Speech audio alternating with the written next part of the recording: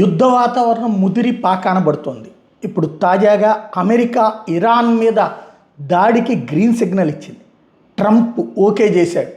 ఓ పక్కన ఇరాన్లో పెద్ద ఎత్తున జరుగుతున్న ప్రజా ఉద్యమాలు, తిరుగుబాటు జరుగుతుంటే వాళ్ళ మీద కాల్పులు జరుగుతున్నటువంటి సందర్భంలో ఆ ప్రజలకి రక్షణగా నిలబడతామని ప్రకటించినటువంటి ట్రంప్ తన సైన్యాన్ని ప్రిపేర్ చేయమన్నాడు. ఒకటి స్ట్రైక్స్, ఎయిర్ స్ట్రైక్స్. రెండవది వచ్చేటప్పటికి తన దేశ రక్షణ. ఎందుకంటే ఇరాన్ దగ్గర బాలిస్టిక్ మిస్సైల్స్ ఉన్నాయి, అంటే అణ్వస్త్రాలని మోసుకెళ్ళగలిగినటువంటి క్షిపణులు. అణ్వస్త్రాలు లేవు ఇరాన్ దగ్గర, అంటే ప్రాథమిక దశలో ఉన్నటువంటి అయితే ఉన్నాయి. అలాగే ఈ క్షిపణులు 13,000 కిలోమీటర్ల దూరం వరకు వెళ్ళగలిగినటువంటి క్షిపణులు వాళ్ళ దగ్గర ఉన్నాయి. మొన్న ఈ మధ్యన టెస్ట్ చేసి కూడా చూశారు. ఆల్రెడీ మొన్న ఇజ్రాయెల్కి ఉండేటువంటి ఐరన్ డోమ్ని దాటుకుని వెళ్ళగలిగినాయి కొన్ని క్షిపణులు. దాన్ని దృష్టిలో అయితే ఆశించిన లక్ష్యం నెరవేరలేదు.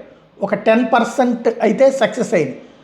ఇక్కడ కూడా ఇరాన్ అందుకు ప్రిపేర్ అవుతుందేమో, అంటే అది గుడ్డెద్దు చేలో పడ్డట్టు అటాక్ చేసేస్తుంది. అలా అటాక్ చేస్తే అమెరికాలోని ఏ ప్రాంతంలోని దెబ్బతింటుంది కాబట్టి ఎయిర్ డిఫెన్స్ సిస్టమ్స్ని యాక్టివేట్ చేస్తున్నది అమెరికా. ఏదైతే ఇప్పుడు ఇజ్రాయెల్కి ఉన్నటువంటి ఐరన్ డోమ్ తరహాలో ఉన్నటువంటి వాళ్ళ సిస్టమ్స్ని యాక్టివేట్ చేస్తుంది. తద్వారా కంట్రోల్ చేసే ప్రక్రియ సీరియస్గా చేసుకుంటోంది. ఇది నెంబర్ 1. రెండవ పక్కన వచ్చేటప్పటికి అమెరికా దళాలు ప్రిపేర్ అవుతున్నాయి. ఇప్పటికే మధ్యప్రాచ్యం అంటే ఇరాన్ ఉన్నటువంటి చుట్టుపక్కల ప్రాంతాల్లో యుద్ధ నౌకలు, యుద్ధ విమానాలు ఉన్నాయి. ఇరాన్ చుట్టూ ఉన్నటువంటి బేస్లు, అమెరికన్ బేస్, వివిధ దేశాల్లో ఉన్నటువంటి అమెరికన్ బేసుల్లో ఆల్రెడీ ప్రిపేర్ చేసి పెట్టుంచారు. మొన్ననే మనం మాట్లాడుకున్నాం, అక్కడికి వెళ్తున్నారు, ఎందుకు ఏంటి అన్నటువంటిది. తద్వారా రెండవది జరుగుతోంది. మూడోది వచ్చేటప్పటికి మీరు మా మీద దాడికి వస్తే మేము ఇజ్రాయెల్ మీద దాడి చేస్తామని చెప్పి మరొక వైపున ఇరాన్ వార్నింగ్ ఇస్తోంది.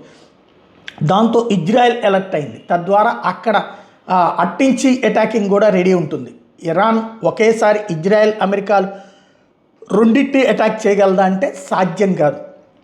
రెండింటిని అటాక్ చేయగలుగుతుంది, అటు కాసిన మిస్సైల్, ఇటు కాసిన మిస్సైల్. కానీ ఇద్దరు కలిసి కొట్టారంటే కనుక ఇరాన్ కరెక్ట్గా ఒక వారం 10 రోజులు తట్టుకోగలుగుతుంది, అంతకు మించి తట్టుకోలేదు. ఇంకొకటి అంతర్గత సంఘర్షణ మధ్యన సైన్యానికి కూడా ఇబ్బందికరమైనటువంటి వాతావరణమే.